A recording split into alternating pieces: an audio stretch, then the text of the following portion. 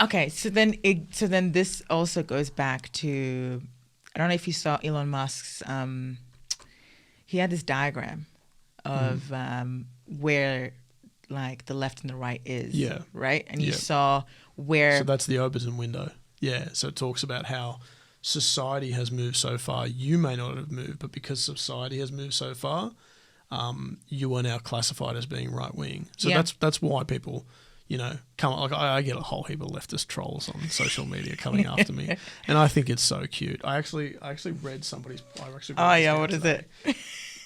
This was a brilliant quote that I read from Jessica Reed Krause. Okay. Oh, you're calling them out. Okay. Oh, yeah, no, she's brilliant. Like Okay. she was on point. Yeah. So she's a journalist. She lives in like SoCal, so Southern California. Just eclectic individual. But what she wrote was brilliant. And she's like, because I could relate to this entirely. And she's like, I laugh when I'm referred to as dangerous by these spineless internet trolls, people who want to cancel anything that makes them uncomfortable, assuming that a writer must align with its subject's morale and politics, to have a stake in their story. What a depressing turn for young visionaries. When the leftist trolls come for me, I laugh because it's like, you couldn't stand up to me face to face and say some of the things that you're saying online. It's comical. I grew up in DV. I was picked on a lot in high school. Like until I took my first proper punch, where I copped it in the face, and I just snapped. I was terrified of violence, like absolutely terrified of it. And then I was off to the races. Like I ended up doing like mixed martial arts for 20 odd years now, right? And, I've trained with some absolute like elite level killers, where you literally get yourself into a position where, you put a foot wrong and you you cop a punch. It could change your whole dynamic of life going forward, right? Or you're, rolling like BJJ, you're rolling on the mat with somebody, and before you know it, they've synced in a choke, and it's good night, Irene, right? Like, tap, you're tapping every day of the week. So when these leftist trolls that come for me on social media, like I call them out. I'm like, oh, how cute. It's like when my nephew calls me a poopy head. It's adorable. Wait. I think it was last year you're saying you're like, it's funny how I was spag boy, wog, Italian, good for nothing guy, and now I'm a cis white, gendered, entitled prick who has no idea what's going on. You're like, my experience never changed. No, it went from one extreme to the other. Right. And I used to joke and say that I must have been in the bathroom when the good time happened because I missed it. I came back. Copping punches or some shit, right? Getting a dunny roll or something, you know what I mean? Just getting my head flushed down the can. Yeah, that's... And I was going to... Like, now that we're in the conversation of lefties, man, but there was this diagram...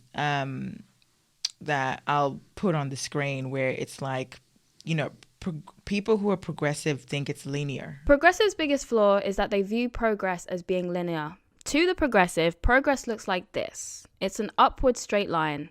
So naturally, when you view progress as a straight linear line, you believe that every step you take is headed in the right direction. Louise Perry said something on Chris Williamson's podcast that struck me. She said that progress is actually more like this. It's a hill, which means that there is a final peak of progress, and if you keep on going, you will start to regress rather than progress. Now, I'm going to be using the LGBT as an example to illustrate why I think what Louise Perry was saying was true. So this is our progress hill, right? And so this is where we started. So where we started, we had very, very traditional conservative values.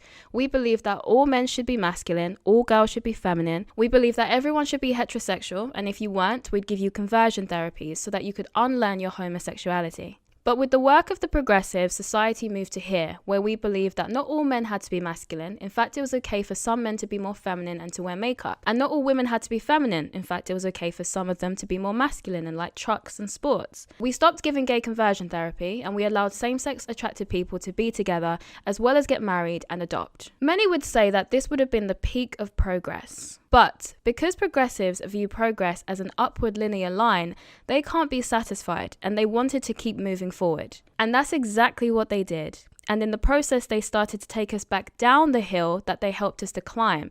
And we began to regress rather than progress. Now the progressives say, if you're a boy who likes pink, glitter and makeup, then you must really be a girl.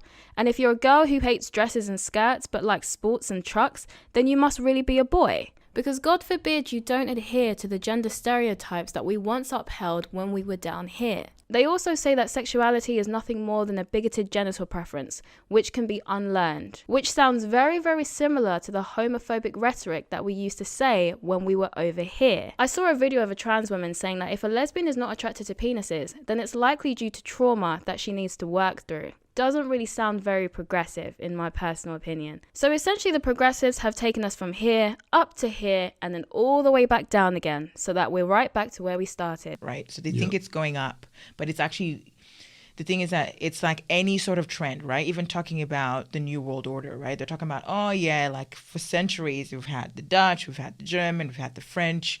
Like it goes up and it peaks. Everything peaks at some point, right? Yeah. People think, oh, we peaked when gay marriage was approved and it was amazing, right? Yeah. But because they think it's linear, and I'm not saying that that's the best that we can get. No, I'm not saying that gay marriage is like the peak. Yeah. But I'm just saying a lot of people who look Sure, it backwards. was for a lot of homosexuals, you know. I mean, that was amazing. Sure. That's amazing. That was amazing. Yeah. But then you keep going. Their mindset, they keep going straight up and keep going, and because we're in actually one of the most privileged eras ever, right? We have everything. We're like, no, we don't. We're gonna find a problem. Yeah, correct. Yeah, we're gonna find an issue that we never thought was an issue, but now is an issue because this is what happens when you're bored and you're privileged, right? You're like, well, I have nothing to fight about. Right? People are like, oh, I'm an activist. I'm like, of what? I'm an activist though.